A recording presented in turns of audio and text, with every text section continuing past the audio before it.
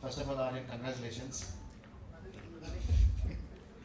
మొన్ననే ఒక 40 రోజులు ఆర్యన్తో పనిచేశాను ఒక సినిమాకి, కంప్లీట్ అయిపోయింది. అండ్ నా 5-6 రోజులు కాకముందే ఇక్కడ ట్రైలర్ లాంచ్ కానిస్టేబుల్. అండ్ ఇంకొక విషయం, వరుణ్ అన్న కంగ్రాచులేషన్స్ అన్న. హ్యాపీ డేస్ నుంచి చాలా ఇష్టం మీరంటే. అండ్ ఇంకొకటి, కానిస్టేబుల్ అనే టైటిల్ నా జీవితానికి చాలా ముడిపడి ఉన్న టైటిల్. అది అంటే పోలీస్ వ్యవస్థలో మా నాన్నగారి కోరిక అనమాట. పోలీస్ ఆఫీసర్ అవ్వాలని చెప్పి, సబ్ ఇన్స్పెక్టర్ ఆఫ్ పోలీస్ అవ్వాలని చెప్పి మా నాన్నగారి కోరిక. సో నేను రావడానికి అదొక ముఖ్య కారణం, నువ్వొక ముఖ్య కారణం. అండ్ మన సమాజంలో పోలీస్ వ్యవస్థ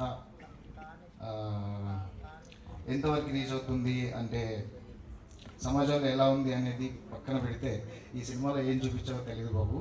but all the best, congratulations again and again. చూడాలని ఉంది. ట్రైలర్ నాకు షూట్లో చూపించాడు. నేను కొంచెం లేట్గా వచ్చాను, సారీ అందరికీ. సో నేను నిజ జీవితంలో పోలీస్ ఆఫీసర్ అవ్వలేకపోయా. ఏదో రోజు ఒక పోలీస్ ఆఫీసర్గా క్యారెక్టర్ చేసి మా నాన్నగారి కోరిక తీరుస్తా. ఎందుకంటే నటుడిని అయ్యాను కాబట్టి. నటుడిగా మనకి చాలా జీవితాలు అనుభవించేకి ఛాన్స్ ఉంది. Thank you so much. All the best team అందరికీ.